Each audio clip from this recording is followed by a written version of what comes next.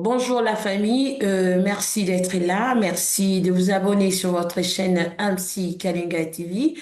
Restez branchés encore aujourd'hui, nous vous demandons juste pour 1 heure du temps et nous continuons avec notre grand thème qui est le 12 doctrines. Mais aujourd'hui, nous allons parler de la Christologie. Donc, restez branchés, n'hésitez pas si vous avez des questions et n'hésitez pas si vous voulez partager. Nous sommes là et vous pouvez partager ensemble avec nous sur le plateau. Je bénis l'Éternel que mon frère Josmark est là. Bonjour mon frère. Bonjour, Madame Andy. Merci, soyez bénis. Et en attendant que les autres se rentrent, donc nous débutons déjà. Et je salue la présence du pasteur Freddy Mokutoa. Bonjour pasteur. Bonjour Madame Andy et bonjour à tous ceux-là qui nous suivent. Pasteur, sans plus tarder, parlez-nous de ces sous-thèmes qui est Christologie. À vous la parole. Merci, merci beaucoup. Et encore une fois, merci à tous ceux-là qui portent leur intérêt sur le travail qui est fait sur MC Kalenga TV, particulièrement cette année où nous sommes en train de traiter des doctrines fondamentales, qui sont les 12 doctrines, comme Madame Andy vient de dire. Et nous avons déjà parlé de la bibliologie, nous avons parlé de la théologie. Et maintenant, c'est la troisième doctrine sur laquelle on va tabler dans 2 émissions, parce que je ne pense pas, souvent je ne pense pas, mais quand on entre dedans, ça devient énorme.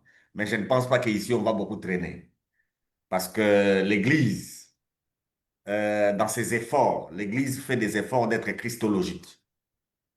L'Église travaille pour prêcher Christ, même s'il y a des faux, mais tout tourne autour de Christ. Alors, le problème avec cette doctrine, le problème est au niveau où tous ceux qui pensent que s'ils sont en train de parler de Jésus, automatiquement, ils font la christologie. C'est les petits problèmes qui existent dans ce domaine. Tous ceux-là qui parlent de Jésus ont tendance à penser qu'ils font de la christologie. Il y a des éléments qui n'ont rien à voir avec la christologie, qui ont à voir avec le christocentrisme, parce qu'il faut que Jésus soit au centre de tout. On met Jésus au centre. Mais ce n'est pas de la christologie. La christologie, comme nous l'entendons, c'est l'étude du Christ. Le mot Christ veut dire Messie, n'est-ce pas? Veut dire oint, l'envoyé de Dieu. L'étude de la personne que Dieu a envoyée. Alors, beaucoup de gens pensent que le fait de citer Jésus, automatiquement on fait de la christologie. Non. Nous avons fait la bibliologie ici. Dans la bibliologie, qu'est-ce qu'on a constaté? Avec Luc 24, Jésus a dit que toutes les Écritures parlent de qui? De lui. En ce moment-là, ce n'est pas la christologie, c'est la bibliologie qu'on fait. La bonne étude de la Bible nous renvoie à orienter tous les versets sur la personne de Jésus-Christ. Parce que c'est de lui que la Bible parle. Si nous faisons cette démarche-là, ce n'est pas de la christologie, c'est de la bibliologie. Nous avons fait la théologie ici. Nous avons compris que l'image visible du Dieu qui est invisible, c'est qui? C'est Jésus-Christ. Démontrer que Jésus est Dieu, ce n'est pas de la christologie, c'est de la théologie. C'est la théologie qui nous montre que Jésus est Dieu. C'est lui qui fait la christologie. Il veut nous démontrer que c'est Jésus qui est le Christ. Parce qu'il y a plusieurs Messies qui sont arrivés dans ce monde. C'est-à-dire qu'il y a plusieurs Christ. Mais la démarche de la christologie, c'est de démontrer que Jésus est le Christ. Est-ce qu'on se comprend? Oui. Lisons un peu un texte. Lisons un texte pour qu'on on est dans le champ.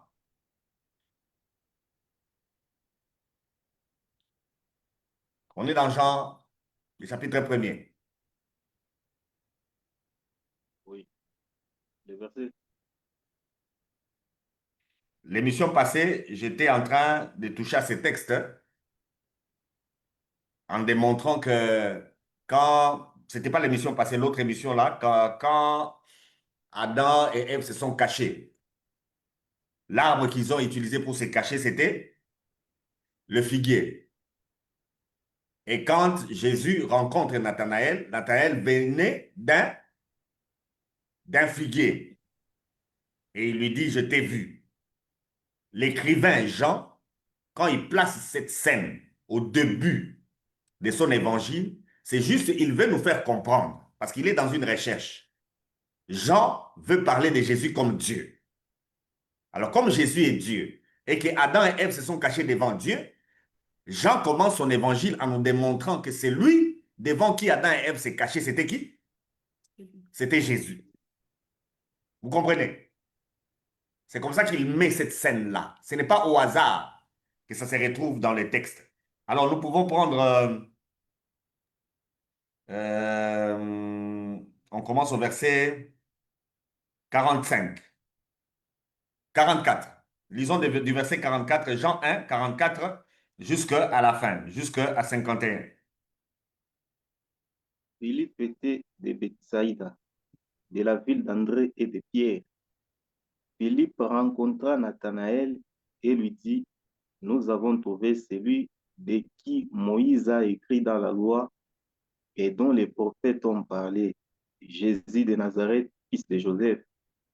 Nathanaël lui dit, peut-il venir de Nazareth quelque chose de bon? Philippe lui répondit, viens et vois. Jésus, voyant venir à lui Nathanaël, dit de lui, voici vraiment un Israélite dans lequel il n'y a point de fraude. D'où me connais-tu? Lui dit Nathanaël. Jésus lui répondit, avant que Philippe t'appelle, quand tu étais sous les figuiers, je t'ai vu. Nathanaël répondit et lui dit, Rabbi, tu es le Fils de Dieu, tu es le roi d'Israël. Jésus lui répondit, parce que je t'ai dit que je t'ai vu sous les figuiers, tu crois, tu verras de plus grandes choses que celles-ci. Et il lui dit, en vérité, vous verrez désormais le ciel ouvert et les anges qui seront. Amen.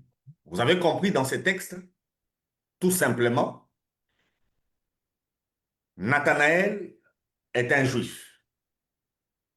Dans la Bible, quand on dit un Israélite en qui il n'y a pas de fraude, ça ne signifie pas que quelqu'un qui ne vole pas ou bien quelqu'un qui ne ment pas. Non, c'est un menteur. Ça peut être un escroc, mais c'est un Israélite en qui il n'y a pas de fraude. Ça veut dire quoi? Ça veut juste dire que c'est un descendant d'Israël qui n'a jamais connu de mélange. Parce que les Israélites, on a deux camps. On a un camp des Israélites qui appartenait au royaume du Nord. À l'époque de Jésus, on appelle ça la Galilée et la Samarie. Ce coin-là, le royaume du Nord, ce sont des Israélites qui étaient partis en captivité en Assyrie. À l'époque des Assyriens, quand on prenait les gens en captivité, on les mélangeait avec les autres peuples, c'est-à-dire on vous impose le mariage avec les autres peuples. Ce sont des Israélites, mais qui ont aussi d'autres origines. C'est pourquoi vous verrez à la Pentecôte, on avait beaucoup, mais qui avaient plusieurs origines. D'où le parler en langue est allé dans plusieurs langues. Vous comprenez? Maintenant, le royaume du Sud, d'où vient Nathanaël? C'est Juda. Oui. D'où l'appellation juif. Un juif, c'est un Israélite de Juda. Le royaume de Juda a deux tribus, bon, disons, deux tribus et demie. La tribu de Juda, la tribu de Benjamin et une demi-tribu de Manassé. C'est pourquoi vous verrez Paul, dans la discussion des origines, Paul dit qu'il est un vrai. Et il atteste qu'il est de la tribu de Benjamin. Parce qu'un benjamite n'est pas quelqu'un qui est mélangé. Celui qui descend de Juda n'est pas quelqu'un qui est mélangé. Celui qui descend d'une petite tribu de Manassé n'est pas quelqu'un qui est mélangé. Alors Nathanaël fait partie de ces gens-là. Maintenant, quand Philippe lui dit qu'ils ont trouvé, c'est lui dont a parlé Moïse, c'est lui dont les prophètes ont parlé. Il précise Jésus qui vient de Nazareth. Nazareth se trouve en Galilée. Galilée, c'est le côté où les gens sont mélangés. Donc le Messie ne peut pas venir de là-bas. C'est comme ça que Nathanaël dit. Peut-il sortir de quelque chose de bon d'où? De Nazareth. Nazareth. Et c'est comme ça que Philippe lui dit, viens, toi-même tu vas voir. Maintenant, quand il arrive, lui qui était caché dans un figuier, où personne ne le voyait, il se retrouve devant Jésus. Jésus lui dit, avant que Philippe t'appelle, quand tu étais sous les figuiers, moi, je t'ai vu. Directement, il s'est dit, ah, donc quelqu'un qui peut me voir à ce niveau-là, c'est la même personne qui avait vu qui? Adam et Ève quand ils se sont cachés dans les figuiers. Automatiquement, Nathanaël dit de Jésus qu'il est Rabbi, c'est-à-dire il est le maître, et Nathanaël confirme qu'il est le fils de Dieu. C'est-à-dire qu'il est Dieu. Alors Jésus lui dit, parce que j'ai dit ça, c'est comme ça que tu as cru. Parce que ce que je viens de dire ici, c'est juste un don spirituel. C'est juste un don spirituel. Même quelqu'un qui n'est pas Messie peut voir là où personne n'a vu. N'est-ce pas? Je Oui. peux être ici, mais je vois les choses qui se passent aux États-Unis et j'en parle. Cela ne fait pas de moi un Dieu. C'est un don spirituel. C'est un don de révélation. Alors vous allez aussi comprendre que Jésus, quand il est venu sur la terre, il est venu comme le Messie. En tant que Messie, il ne peut pas utiliser sa divinité. S'il utilise sa divinité, il va cesser d'être Messie. Est-ce que vous avez compris?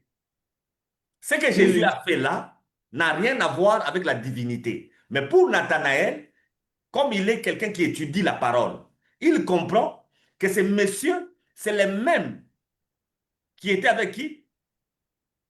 Adam et Ève au jardin d'Éden. C'est comme ça qu'il l'appelle Rabbi et il l'appelle fils de Dieu.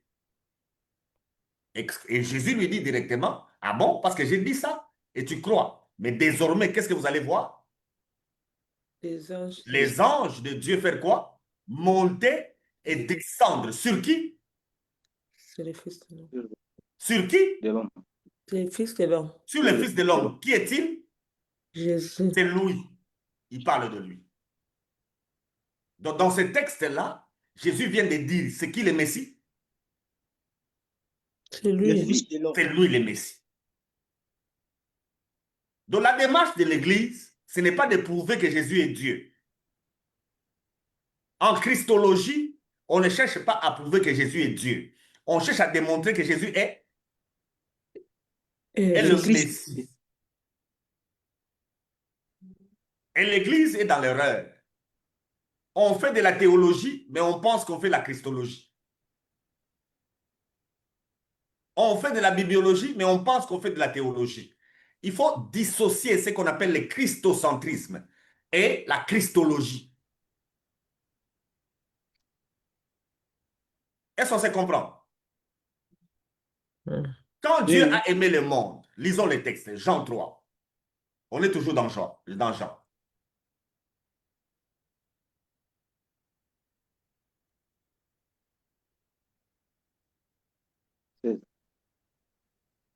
Commencez au verset 13. Personne n'est monté au ciel si ce n'est celui qui est descendu du ciel, le Fils de l'homme qui est dans le ciel. Et comme Moïse éleva le serpent dans le désert, il faut de même que le Fils de l'homme soit élevé, afin que quiconque croit en lui ait la vie éternelle. 16, verset 16 pour terminer. Car Dieu a tant aimé le monde qu'il a donné son Fils unique, afin que quiconque croit en lui ne périsse point, mais qu'il ait la vie éternelle. Dieu Vous comprenez? en effet n'a pas son Fils. Vous comprenez le texte? La question du Messie est essentielle. Qui est le Messie? Qui est le Messie? Ici, Jésus fait référence à ce qui s'est passé au désert. Le peuple a rebellé contre Dieu, le peuple a péché. Il y a eu des serpents qui était en train de mordre les peuples et les peuples mouraient. Moïse a prié Dieu et la solution que Dieu avait donnée, c'est un serpent qu'on a mis sur un poteau. Quiconque regardait les serpents, même s'il a été mordu, il ne mourrait pas. Donc le problème n'était pas la morsure du serpent, le problème c'était la solution à la morsure des serpents. Quelle est cette solution? C'est le serpent d'airain. Maintenant Jésus dit, de la même manière que pour le péché du peuple qui était sanctionné par les serpents au désert, le péché de l'univers entier aujourd'hui n'a qu'une seule solution. Laquelle? Dieu aime le monde, il envoie qui? Son Son fils. fils. Alors son fils sera aussi élevé de la même manière que Moïse avait élevé les serpents d'airain. Alors quiconque va croire, celui-là ne périra pas. Mais on enseigne aux gens que nous allons aller en enfer à cause du péché. N'est-ce pas? Oui, oui. C'est une contradiction avec la Christologie. Dans la Christologie, le problème, ce n'est pas le péché. Le problème, c'est quoi? La foi Ouais. dans le Christ. Avec la Christologie, le problème, c'est la foi dans le Christ. Le problème, ce n'est pas le péché. Nous allons étudier le péché ici comme doctrine. La plupart des gens à l'église pensent faire de la Christologie, mais ils font autre chose. La Christologie est très capitale. Parce qu'avec la Christologie, vous saurez qui est le Messie. Dès que quelqu'un sait qui est le Messie, la personne est sauvée. Donc le problème, c'est connaître le Messie. Quelqu'un qui connaît le Messie est sauvé. Mais quelqu'un qui ne connaît pas le Messie est perdu.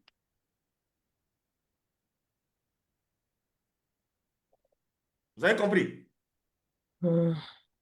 Et pour terminer, avant qu'on puisse échanger, j'aimerais aussi vous informer, je l'ai dit dans l'émission, pas l'émission passée, l'autre émission là, je vous avais dit que dans le monde, on se retrouve avec deux grands courants de religions. C'est un problème de Messie.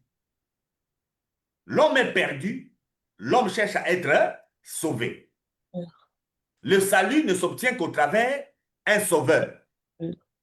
Le nom Jésus veut dire Dieu sauve.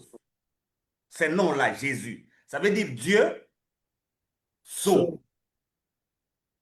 Par rapport au monde, c'est Jésus lui-même qui l'a dit. Dieu a aimé le monde. Pour que le monde soit sauvé, qu'est-ce que Dieu a fait? Il a donné son propre fils. De quelle manière? De la manière dont Moïse a fait au désert.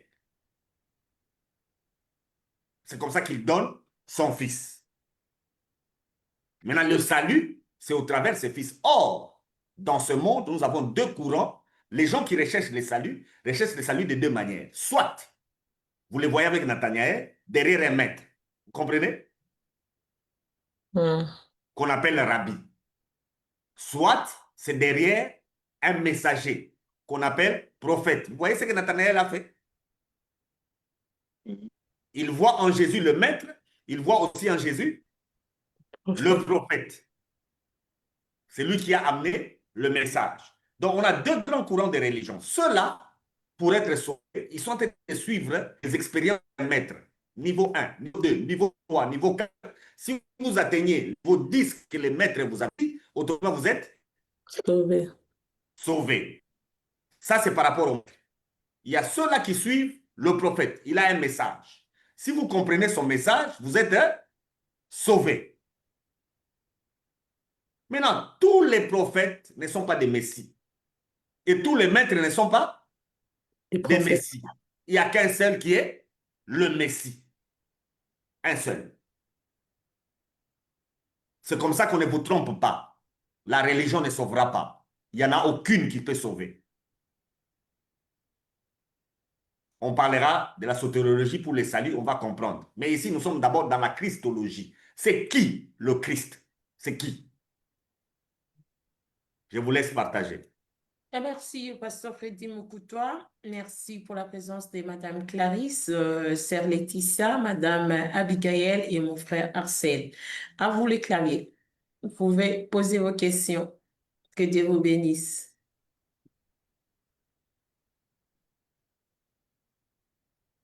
Oui, pasteur, j'ai une question. Ceux qui Ouais. sont dans la religion par révélation, dont leurs prophètes, donc leurs prophètes ou visionnaires avaient, donc le message de leurs prophètes visionnaires était centré sur Christ. Donc, eux également ne seront pas sauvés. Au fait, on ne peut pas être sauvé par le message qui vient d'un prophète. Pour Jésus, le salut, c'est quoi? Croire en lui. Et je vous ai dit qu'il y a une différence entre Jésus et tous les autres prophètes. Jésus nous amène un message. Mais le message, c'est qui? C'est lui. C'est encore lui-même. Il faut parler de lui. Je ne peux pas être un envoyé de Jésus et je parle de moi. Ça ne tient pas. Ça ne tient pas. Les Israélites parlent de Moïse. Est-ce que ça tient? Parce que Moïse a parlé de Jésus. Et pour ceux-là qui font les expériences mystiques, Jésus est lui-même l'expérience. Nous n'avons plus rien à faire. Pour Jésus, il faut seulement croire. C'est lui qui a tout fait. Il dit, il est le chemin. Il dit encore quoi? Il est la vérité, il est la vie. C'est lui l'expérience. C'est ça la différence entre Jésus et tous les messies qui existent dans ce monde. Les messies, en tant que maîtres, ont appris aux gens telle technique, telle technique, telle technique. Et les gens souffrent pour atteindre ces niveaux, n'est-ce pas? Oui, oui. Et c'est comme ça qu'on se retrouve dans des églises où certains se trouvent comme des super-hommes. Moi, j'ai prié pendant 8 heures de temps. Ça ne fait rien, tes 8 heures de temps. Moi, je peux prier 2 minutes, je suis exaucé. Toi, avec tes 8 heures de temps, tu n'es pas exaucé. Dieu ne regarde pas 8 heures de temps de prière. Dieu regarde à Christ. Un point, un trait. Il y a des gens qui rappellent à Dieu, moi, je suis monté sur une montagne. Toi, tu crois que ta montagne là, qu'est-ce que nous on a à voir avec? Toi, tu crois que tous les gens ont la possibilité d'aller sur une montagne? Ça, c'est le Messie en tant qu'expérience mystique, n'est-ce pas? Oui. On veut faire des expériences et ce sont ces gens-là qui font des genres de prières. Oh Seigneur, rappelle-toi de moi. Dieu va se rappeler de toi. J'ai tout abandonné pour toi. Donc, il y a Christ d'un côté, le Messie, et puis il y a toi aussi qui te sauve de ta manière, n'est-ce pas?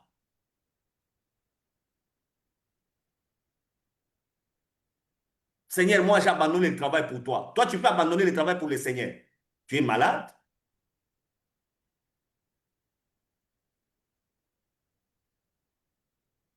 Donc, il y a des gens, même quand ils prient, vous allez sentir, c'est comme si, d'un côté, Jésus est mort à la croix, mais de l'autre côté, il y a aussi lui. Il a fait quoi?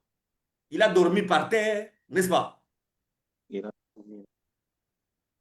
Moi, j'ai dormi par terre. Moi, j'ai mis la poitrine par terre. Regardez mes genoux. Ça, c'est la religion. On en parlera avec la doctrine du salut et avec la doctrine de l'Église. On en parlera. Je ne suis pas contre toutes ces choses-là, mais quand ça remplace le Christ, ça devient dangereux. Quand ça devient le Messie, ça devient dangereux. Il n'y a qu'un seul Messie.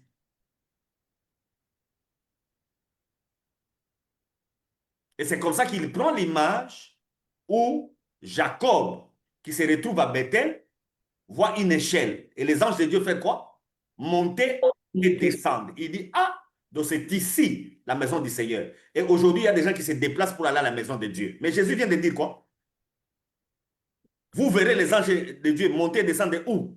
Sur lui. Sur lui. Maintenant, toi, tu as Jésus, tu cherches encore Jésus. Tu le cherches où?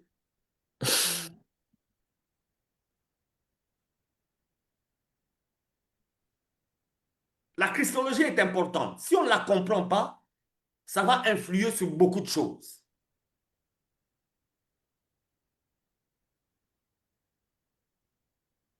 Donc la christologie, c'est une démarche de découvrir le Messie, c'est qui? Et quel est le travail du Messie?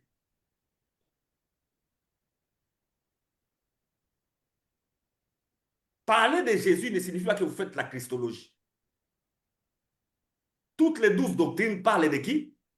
de lui, de Jésus.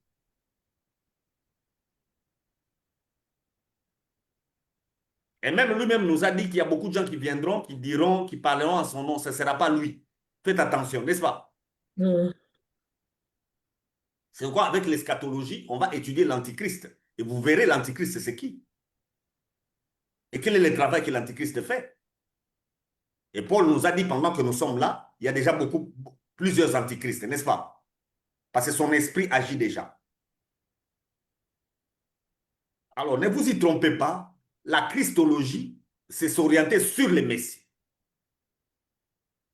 Découvrir qui est le Messie.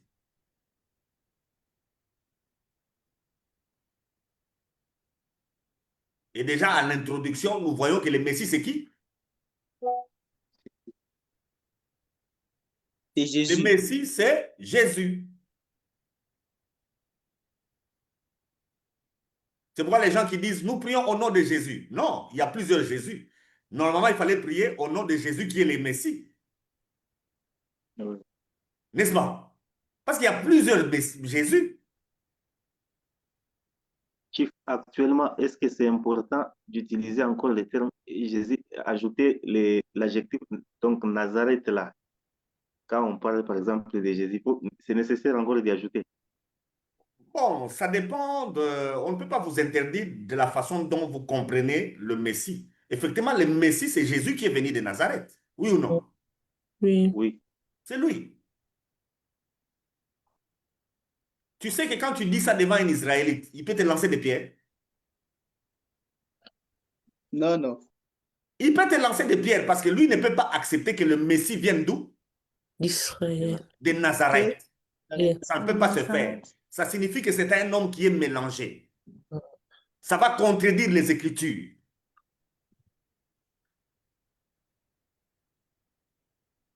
Les concepts fils de, ça commence d'abord par fils de Dieu.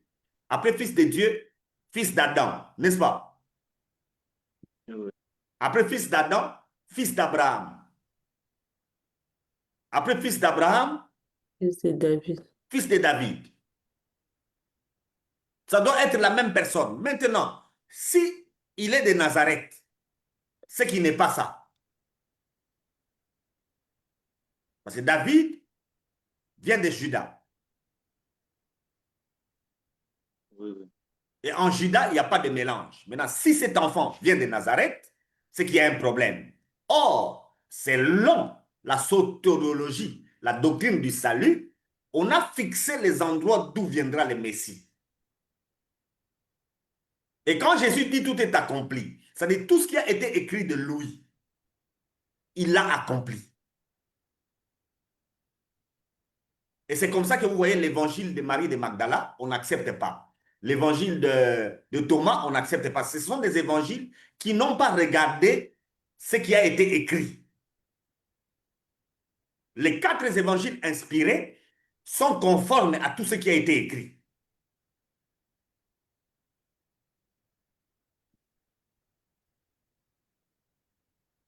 Les actions de Jésus, c'était juste accomplir ce qui a été écrit de lui. Tout ce qu'il fait, c'est pourquoi il commence le ministère à 33 ans. Pardon, à 30 ans. Il commence le ministère à 30 ans. Parce qu'avant cela, il ne posait pas les actions en rapport avec ce qui est écrit. Quand il est avec son père, Joseph, en train de faire les charpentiers et toutes ces choses-là, ça n'a rien à voir avec ce qui est écrit. Or, les autres évangélistes qui ne sont pas inspirés ont passé le temps à nous raconter même ça.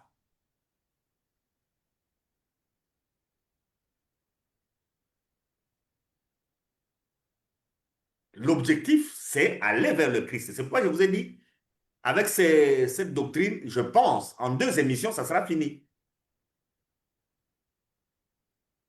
Ce sont des choses que vous vous dites chaque jour, mais des fois, vous les dites d'une manière pas structurée. Mais avec l'émission ici, on peut structurer les choses pour qu'on comprenne. Quelle est la démarche christologique? Quand on parle de la christologie, l'étude du Messie, on étudie le Messie, on prouve que le Messie, c'est qui? Et Christ. Jésus.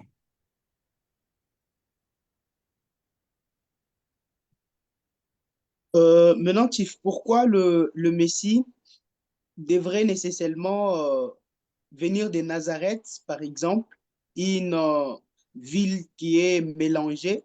Et dans sa généalogie, selon Matthieu, nous trouvons des femmes qui ne sont pas des modèles. Il y a, par exemple, Ruth, qui était une Moabite, et nous connaissons tous l'histoire des Moabites. Alors, pourquoi Dieu avait seulement choisi de sortir Christ de là? Déjà, la question du Messie. Quel est le problème que le Messie vient régler? Problème Le du péché. péché. Le problème du Le péché. péché. Le Messie ne vient pas pour que quelqu'un devienne roi. Les Israélites sont perdus parce que pour eux, le Messie doit faire quoi? Il doit les retirer de l'esclavage. L'esclavage. Et c'est là qu'on a déjà un problème. Les gens qui viennent en Christ pour être guéris des maladies. Est-ce que c'est normal? Là, vous n'avez pas besoin du Messie, vous avez besoin d'autre chose. Les gens qui viennent à Jésus pour trouver du travail. Les gens qui viennent à Jésus pour être élevés. Tout ce qu'on dit à l'église comme témoignage n'est pas un témoignage. Ça ne parle pas de Jésus. Oh, j'ai eu un enfant. Et les autres disent Alléluia. Oh, et les païens n'ont pas d'enfants? Les païens n'ont pas d'enfants? Oh, je suis devenu président. Et les autres disent Alléluia. Ah, le Messie, ce n'est pas ça son travail. La Christologie n'a pas besoin de ça. Et c'est comme ça qu'on a des chrétiens malheureux. Il est chrétien, mais parce qu'il n'est pas marié, il n'est pas content. Il est chrétien, mais parce qu'il n'a pas du travail, il n'est pas content. Il est chrétien, parce qu'il est malade, il n'est pas content. Ça n'a rien à voir avec le Christ et ces choses-là.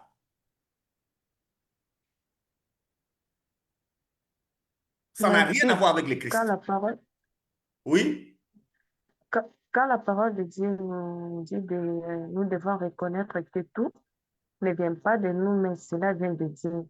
Mais le fait de témoigner, c'est reconnaître que c'est Dieu qui a donné. c'est quoi témoigner? C'est Jésus qui vous dit. Vous allez être ses témoins à lui. Vous devez parler de lui. Mais vous parlez de quoi? Vous Je parlez de sais quoi? dans leur vie. Donc, si on parle de ce que Dieu a fait, Si tu parles de Dieu, c'est la christologie, ça. C'est la théologie. Ici, nous sommes dans la christologie. Le Christ, le Messie.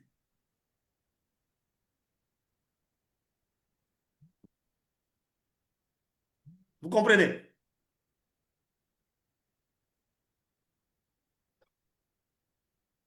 Je suis avec vous. Vous êtes trop calme.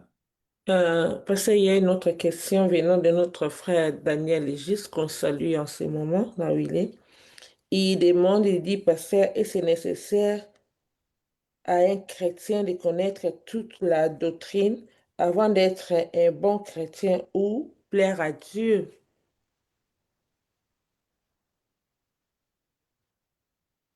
Oui, j'ai entendu. Est-ce que c'est nécessaire de connaître toutes les doctrines? Mhm. Hmm. Pour être un chrétien ou pour plaire à Dieu. Ici, on a question de maturité. C'est pourquoi nous apprenons toutes les doctrines. On va apprendre les saluts. Jésus lui-même vient de dire, pour être sauvé, il faut quoi? Faut croire. C'est tout. Je vous donne un exemple. Le voleur de la croix, est-il sauvé, oui ou non? Yes. Oui, oui, Le voleur de la croix, est-il sauvé, oui ou non? Oui. il est sauvé. oui, Est-ce que lui, il connaît la théologie, la Mhm. christologie, la non, martiologie? Il connaît? non, Ça n'a non. rien à voir. Ce que nous faisons ici, c'est lié à la maturité chrétienne. Mon bien-aimé Daniel est juste. Ici, nous travaillons sur la maturité. Et la Bible n'est pas d'accord qu'après 10 ans dans le Seigneur, vous soyez toujours un bébé. La Bible n'est pas d'accord. Vous serez un obstacle pour l'œuvre de Dieu. Déjà, après 3 ans de conversion, vous devez être des personnes mûres. Après 3 ans de marche avec les disciples, qu'est-ce que Jésus a dit? Jusqu'à quand je dois être avec vous, n'est-ce pas? C'est Mhm. prospéré. Quand il marche avec eux pendant 3 ans, Oui. il dit non, vous devez déjà être. Paul, aux Corinthiens, il dit, vous devriez déjà être des maîtres.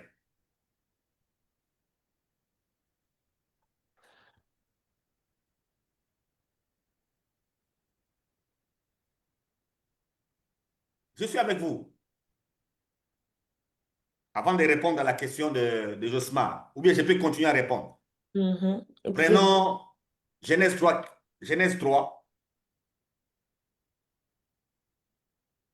Lisons seulement le verset 15.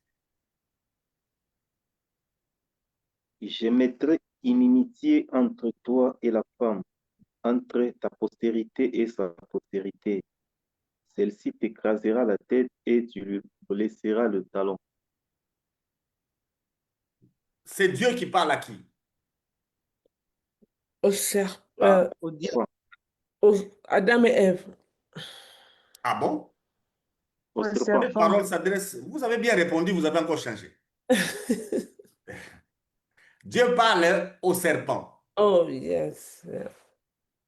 Le serpent a trompé Ève. Mm. Ève a mangé les fruits.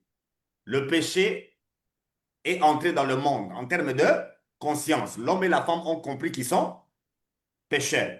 Maintenant, quelle est la solution de Dieu? La solution de Dieu, il doit y avoir un enfant qui naît de qui? Qui De vient de cette la femme. Mm. de la femme, oui. La postérité de la femme. Vous voyez les débuts de la christologie. Le Messie doit être quelqu'un qui naît de qui? De la femme. D'une femme. Mais quelle femme?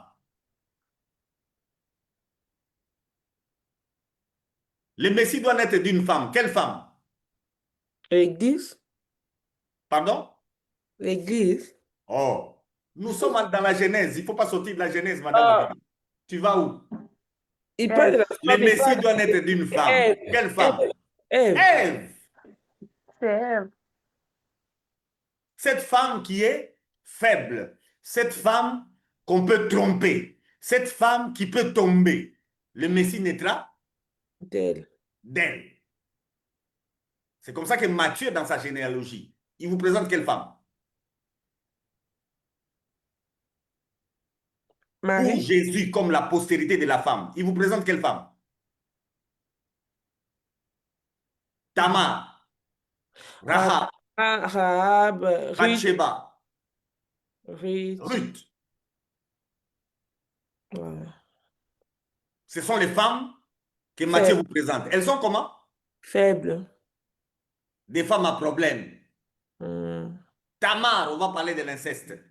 Rahab, prostituée. Ruth, Ouais. Moabite. Bathsheba, on a même écrit, on n'écrit même pas Bathsheba, on écrit David de la femme d'Uri. Uri, yeah. Même au ciel, quand on va rencontrer Bathsheba, on ne va pas l'appeler Bathsheba, on va l'appeler. David, la femme de... Non, on va l'appeler la femme La d'Uri. femme d'Uri. En fait, on va présenter un péché au ciel. Et c'est cette personne-là qui nous donne le Messie. Pourquoi? Parce que la promesse qui a été faite au diable, la femme ici que toi tu trompes, elle fera quoi? Elle va t'écraser la tête. Elle va sortir quelqu'un qui t'écrasera la tête. Cette femme que toi tu es en train de tromper, ça ne sera pas une femme de qualité. Ça sera une femme de mauvaise qualité, mais qui fera quoi? Qui va sortir une personne qui va Qui t'écraser. sortira une personne qui t'écrasera la tête.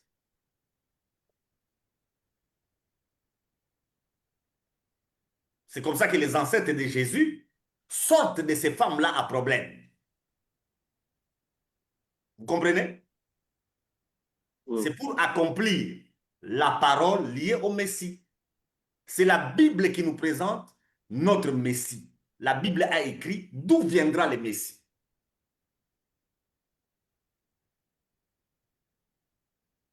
Chief, là, juste une petite question en termes de parenthèse. Est-ce que Ruth en soi est-elle modèle? Parce que Chief, en analysant le conseil que Naomi lui avait donné, si nous pouvons la faire correspondre avec la réalité actuelle, on peut l'associer à un conseil des méchants. Oui. Ouais.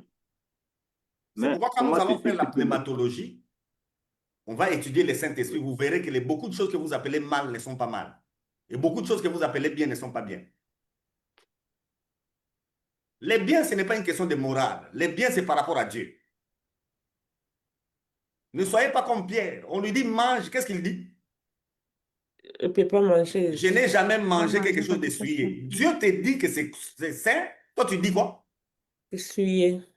C'est un peu. Donc, tu penses que le terme saint, ça dépend des hommes?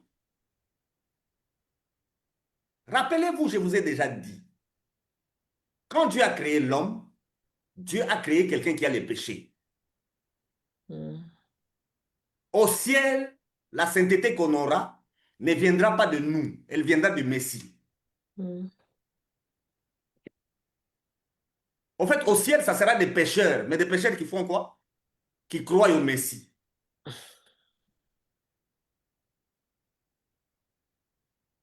Quand on va faire la soteriologie ici, la doctrine du salut, vous allez comprendre quelque chose.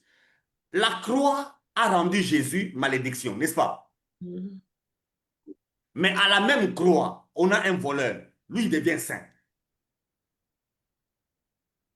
Est-ce que vous comprenez ça? Jésus qui n'a jamais péché, quand on le met à la croix, il devient. Pécheur.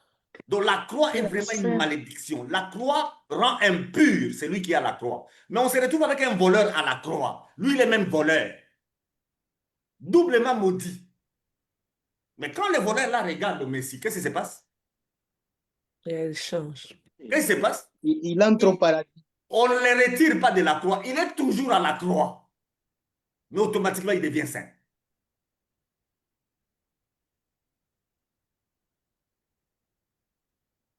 Donc la christologie est importante. Si vous ne savez pas qui est le Messie, vous êtes perdu. Et l'Église aujourd'hui n'a pas de Messie. Avec tout ce qu'on pratique, on comprend que les gens n'ont pas le Messie. On comprend que les sauveurs, c'est eux-mêmes. Tu pries pendant 8 heures du temps, tu t'abstiens de ceci, tu ne bois pas, et là tu penses que tu es agréable à Dieu, n'est-ce pas? Mhm.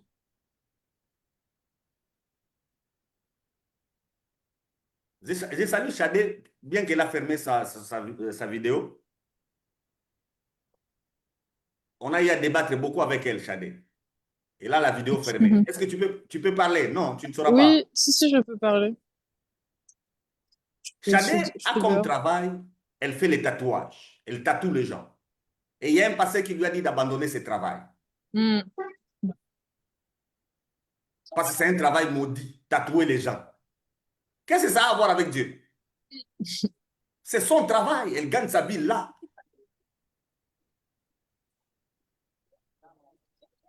Elle est esthéticienne, elle a appris, elle tatoue les gens sur le corps.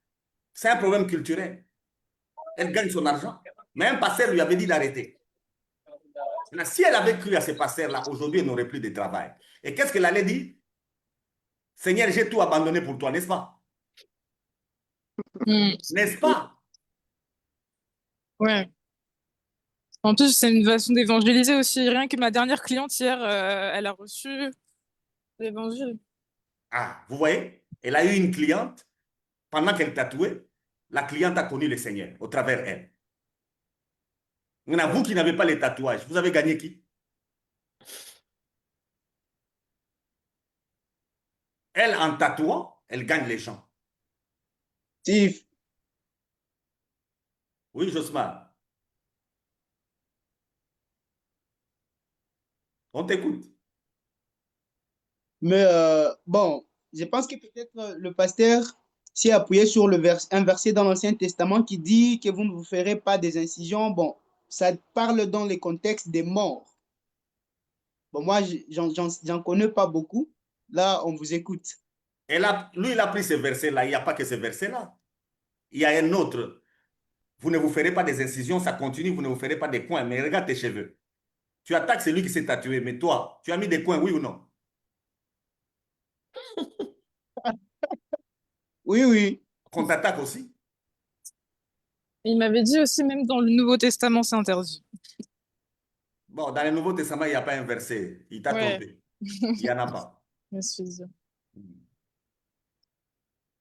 C'est un verset de la loi. Vous voyez, nous avons des personnes comme elle. Il y en a beaucoup qui ne savent pas s'approcher de nos églises parce que nous avons déplacé le Messie. Nous ne présentons pas les messies, parce que si nous présentons les messies, des personnes comme elles vont rejoindre la foi. Elles seront sauvées, elles vont gagner d'autres personnes.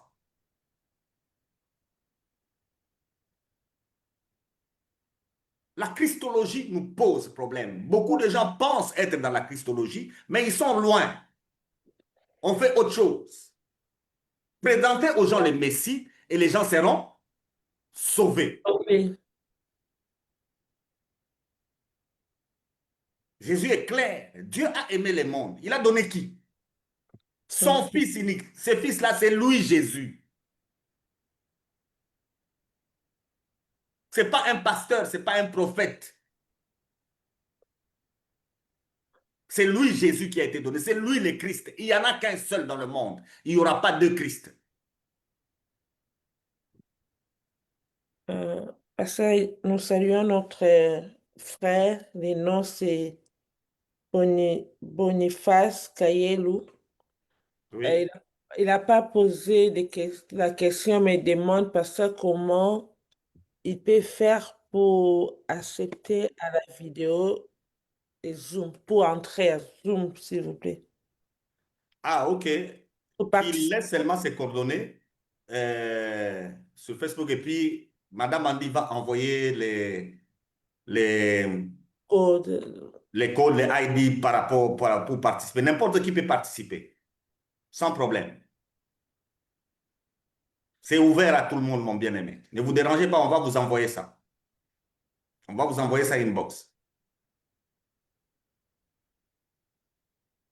Mais pour l'instant, posez vos questions, même sur WhatsApp. Madame Abigail, elle peut lire pour nous. Nous allons y répondre. Je suis avec vous. Sachez-le qu'on n'aura que 2 émissions. Par rapport à la christologie, parce que je n'ai pas vu. Ce sont les choses que les gens racontent chaque jour liées à la christologie, mais on les raconte mal.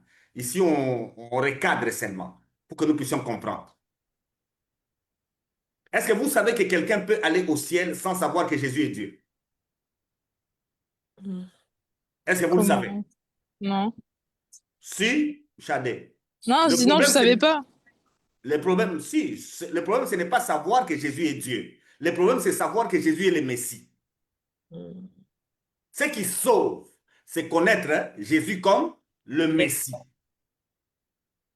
Le connaître comme Dieu, c'est quand tu grandis que tu sauras qu'il est Dieu. Nathanaël, quand il s'est approché et que Jésus a dit ce qu'il a dit, directement, il a dit, ah, Dieu. Il lui a dit, non, même là, tu n'as encore rien vu. Même là, tu n'as encore rien vu. Tu verras les anges monter et descendre. Thomas a dit qu'il ne croit pas que Jésus est ressuscité, n'est-ce pas? Jusqu'à ce qu'il va voir les plaies. Quand il a vu les plaies, il a dit, c'est Thomas dans la Bible qui témoigne directement la divinité de Christ. Il a dit, mon Seigneur, mon Dieu. Il a fait l'appel qu'Abraham faisait, Adonai, Elohim. Et Jésus lui a dit, parce que tu as vu, c'est pourquoi tu déclares ça, heureux ceux qui ont cru sans avoir vu. Donc la question du Messie, ce n'est pas voir. La question du Messie, c'est croire. C'est croire. Nous savons que Jésus est Dieu, parce que nous avons fait la théologie, mais le salut ne vient pas par la connaissance de Jésus comme Dieu. Le salut vient de la connaissance de Jésus comme Messie.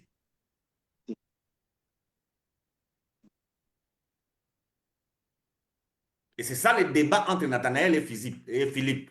Nous avons trouvé celui dont a parlé. On parlait les prophètes et que Moïse a parlé. Jésus qui vient de Nazareth. C'est lui le Christ.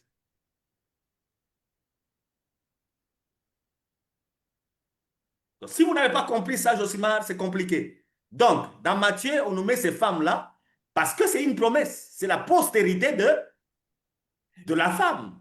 De la femme, oui. Il sauve quelle femme? Une femme à problème.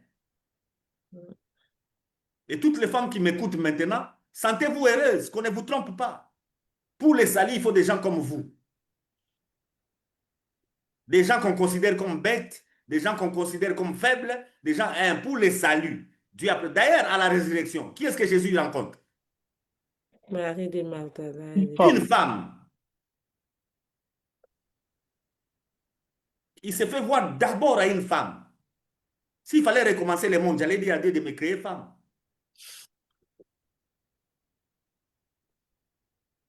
Parce que tout ce qu'on a comme problème dans le monde ici, ça vient des hommes. C'est eux qui nous amènent des histoires. Aussi, une femme prêche, les gens ne vont pas aller au ciel. Comme si on va aller au ciel à partir d'un sexe. Donc, on détruit le Messie. Tout ce que les hommes font, c'est enlever le Messie et qu'eux se placent là devant.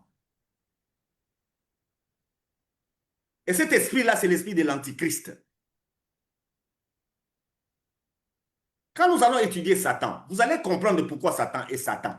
Il est Satan par rapport à Christ et pas par rapport à vous. Parce qu'il y a des gens qui pensent que Satan les cherche partout. Il va te chercher, tu es qui? Oh, tout ce que moi j'ai fait, ça bloque. Satan, il va te chercher toi. Tu es qui?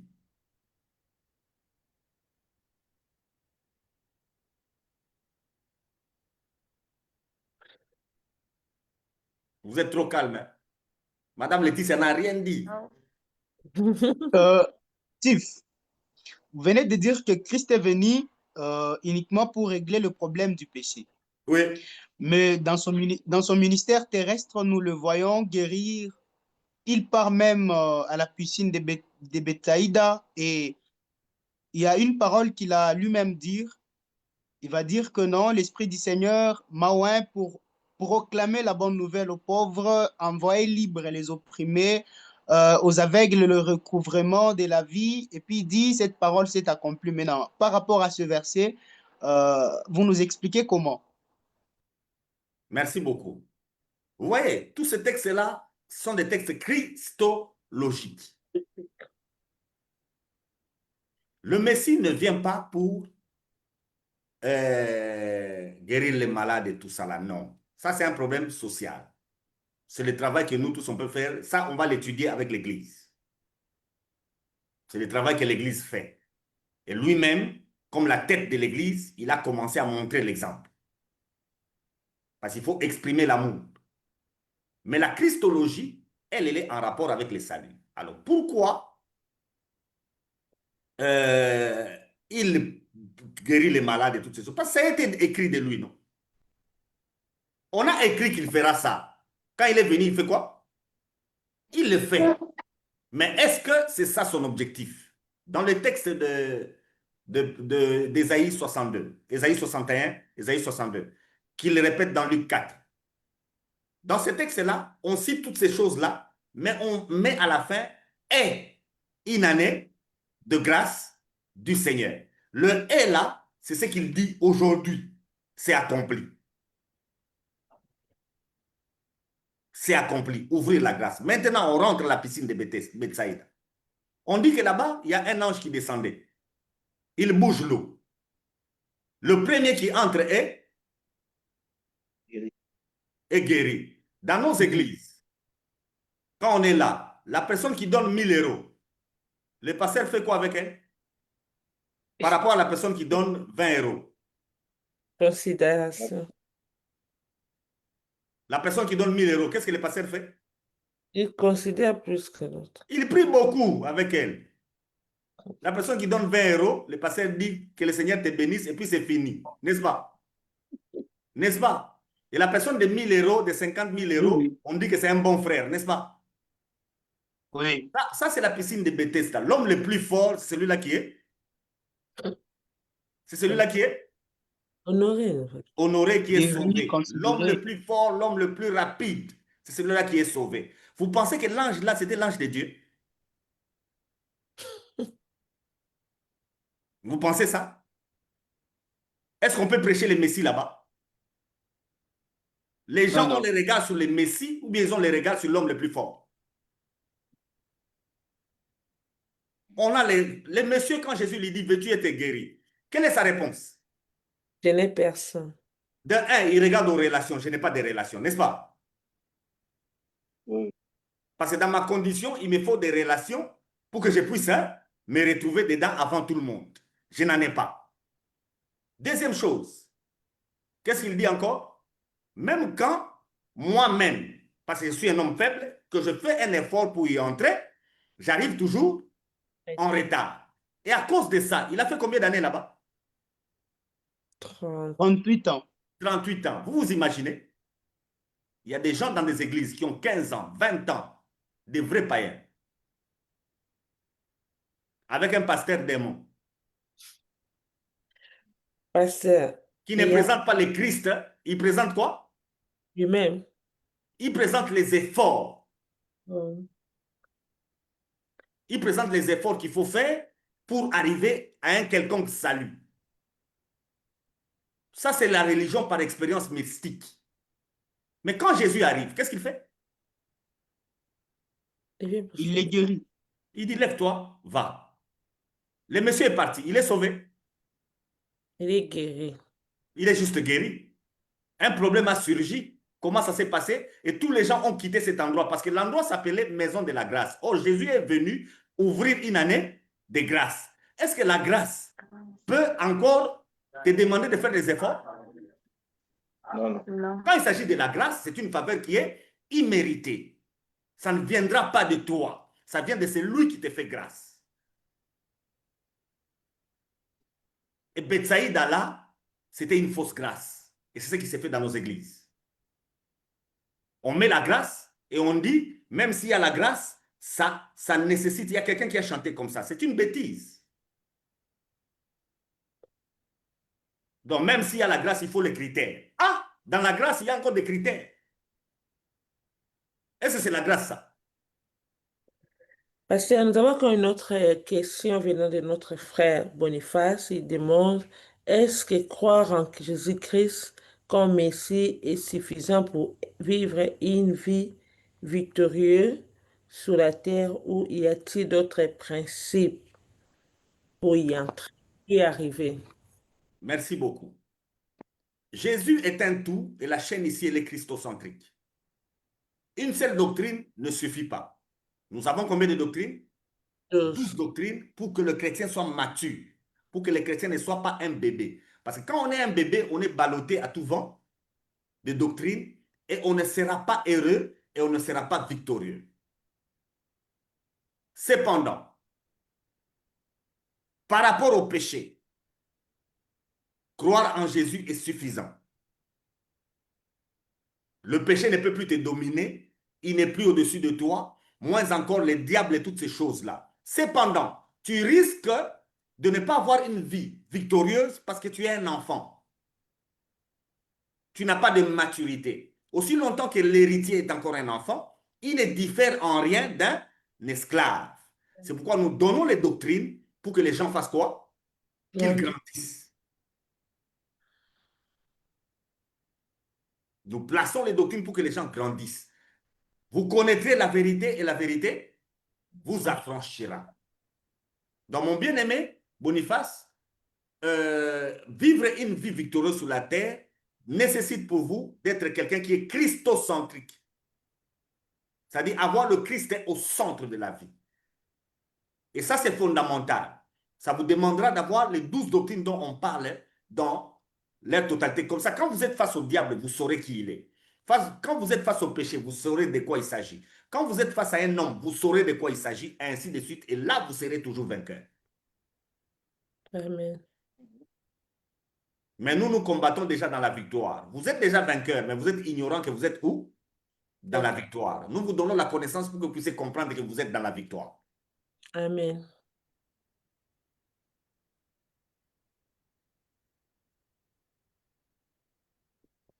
S'il y a des questions, vous les posez. Sinon, on tend vers la fin. Donc, en principe, la question est de savoir, chaque enseignement que nous devons donner doit nécessairement avoir une lecture christologique. Oui.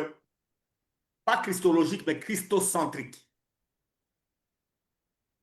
Christologique, ça, il s'agit du Messie seulement. Mais christocentrique, on parlera de Christ peut-être par rapport au roi qui doit venir, n'est-ce pas? Ça, c'est l'eschatologie. On parlera de Christ comme la tête de l'Église qui est son corps. Ça, c'est l'ecclésiologie, n'est-ce pas? On parlera de Christ comme Dieu. Ça, c'est la théologie, n'est-ce pas? Le problème n'est pas seulement christologique, mais christocentrique, qu'on ait les regards fixés sur lui, le Messie, le Christ. Pasteur, notre frère Boniface vous demande si possible de citer tous les 12 doctrines que nous avons. Merci beaucoup, mon bien-aimé. Je les cite, mais vous pouvez prendre les autres émissions. Après cette émission, on va rentrer en contact. Comme ça, on vous donne aussi les liens YouTube.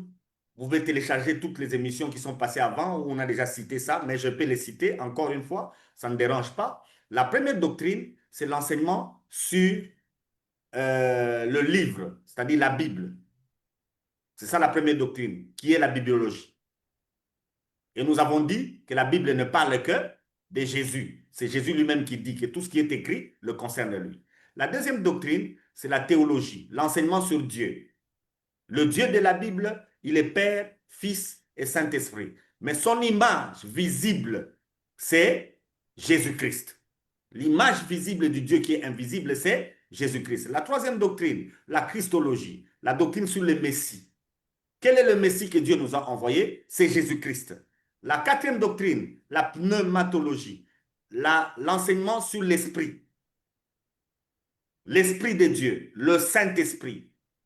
C'est l'Esprit de qui? La Bible nous dit c'est l'Esprit de Jésus-Christ. C'est lui qui nous le donne. La cinquième doctrine, la doctrine sur l'homme. L'homme, selon la Bible, c'est qui?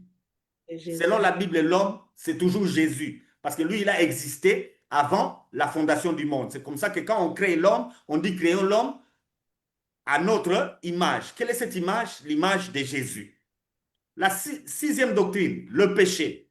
C'est quoi le péché? Le péché, c'est manquer le but. Quel est le but de Dieu? Le but de Dieu, c'est que le monde entier connaisse qui? Jésus-Christ. Maintenant, si les gens ne connaissent pas Jésus-Christ, automatiquement, ils ont péché. Donc, le péché, c'est manquer le but. Et Satan, ça c'est la septième doctrine, la doctrine des anges. Satan était un ange. Lucifer qui dirigeait l'adoration. Il devait dire que Dieu, c'est Jésus. À un moment donné, il a dit non, cette image n'est pas bonne. Il a détourné pour dire qu'on dise que c'est lui Dieu. Cet ange-là est devenu Satan. Ça, c'est la satanologie, qui est même la huitième doctrine. Après l'angéologie, qui est la doctrine des anges, qui adorait, qui disait ce que Jésus est. Et Satan a été suivi dans sa chute par des démons, par d'autres anges qui sont devenus des démons. Ça, c'est la doctrine des démons, démonologie. Et enfin, pour terminer avec les trois doctrines qui restent, nous avons l'ecclésiologie, c'est la doctrine, d'abord la sotériologie, la doctrine du salut.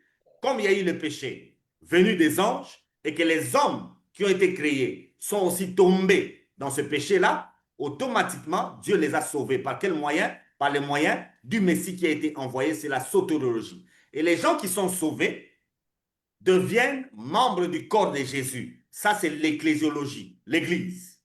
Et enfin, cette Église-là attend les événements de la fin pour la venue du Seigneur. Dans toute sa gloire, c'est l'eschatologie. Voilà les 12 doctrines. Tout tourne autour de Jésus. Merci. Je pense que nous sommes arrivés presque à la fin. Si nos frères, sœurs ont encore une dernière question à poser, ou pasteur va clôturer comme dernier mot pour aujourd'hui. Moi, j'ai une question. Oui. J'entends souvent les chrétiens dire je veux pas risquer de perdre mon salut. Sauf que moi, je suis convaincue du fait qu'on peut pas perdre son salut. Mais je me demandais quand même qu'est-ce qui leur faisait penser ça. Enfin, voilà, si vous avez un avis dessus. Merci beaucoup, Chadé. Il y a des versets dans la Bible clairs qui disent « Nous ne sommes pas de ceux-là qui se perdent ». Il y a plusieurs versets. On va étudier ça avec la sotériologie, la doctrine du salut. Il y a plusieurs versets que les gens lisent et qu'ils sortent de leur contexte.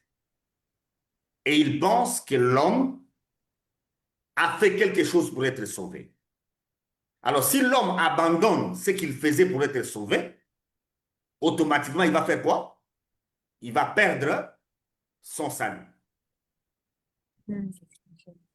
Donc, ces enseignants-là, ils pensent que c'est les péchés qui empêchent aux gens d'entrer au ciel. Et ça contredit la Christologie. Pour Jésus, ce n'est pas le péché qui empêche aux gens d'entrer au ciel. Pour Jésus, c'est l'incrédulité. Les gens qui ne croient pas au Messie, ce sont ceux-là qui vont se perdre. Alors, si quelqu'un croit que ce qu'il fait va le faire entrer au ciel, le jour où il ne le fera pas, il va penser qu'il a, il a perdu le salut. Il a perdu le salut. Donc, on y reviendra avec la doctrine, surtout sur l'Église et sur le salut. Et sur l'homme. On y reviendra et vous allez mieux comprendre pourquoi les gens peuvent penser comme ça. Mais cette pensée est fausse. Cette pensée est fausse, pourquoi?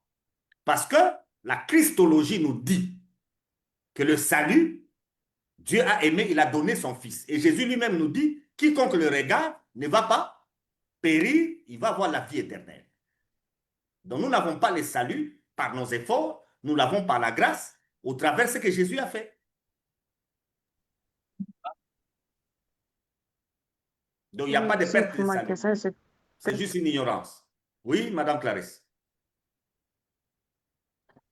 Ah oui, je cherchais juste une précision en ce qui concerne les regards versés sur Jésus. C'est Oui, juste en l'image qu'il matière nous du donne, c'est simple. péché. Oui, allez-y.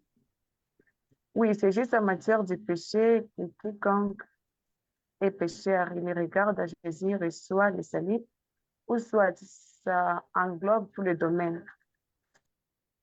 Le Messie, c'est seulement par rapport au péché, pas par rapport aux autres choses. Par rapport aux autres choses dans le monde ici, vous savez que c'est Dieu qui donne la nourriture aux païens. Ah oui, Vous savez que c'est Dieu qui donne la vie à tout le monde. oui, Vous savez que c'est le Saint-Esprit qui donne le mouvement à Satan. Est-ce que vous le savez que Satan agit avec le mouvement que le Seigneur lui donne? oui. Eh bien oui, même les démons. Donc par rapport à ce que tu fais, ça dépend de toi. Si tu veux avoir beaucoup d'argent, travaille. Il n'y a pas de saut métier. Chadé est esthéticienne. Pour ceux-là qui veulent se faire tatouer, je vous présente ma soeur, appelez-nous, je vais vous donner ses adresses. Elle tatoue bien. Yes. Merci. C'est son travail. Elle est une bonne esthéticienne. Elle peut vous faire des bons tatous et vous êtes content. Travaillez, mes frères et sœurs. Travaillez. Il n'y a pas de saut métier. Il n'y a pas un métier diabolique. Ça n'existe pas. Et Paul est clair. Celui qui ne travaille pas, ne mange pas non plus. Ne venez pas à l'église nous déranger. Travaillez. Cherchez du travail. Merci, pasteur. Notre frère Boniface pose encore une question. Il veut savoir, pasteur, si vous avez des manuels. Je vais excuser, je n'ai pas mes lunettes à moi.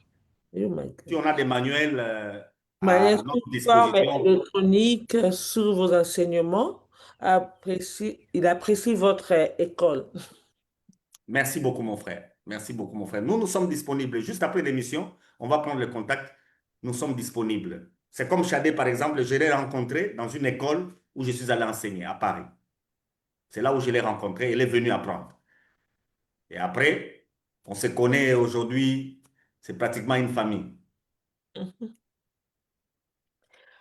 Merci, pasteur. Nous sommes presque à la fin. Votre dernier mot pour aujourd'hui.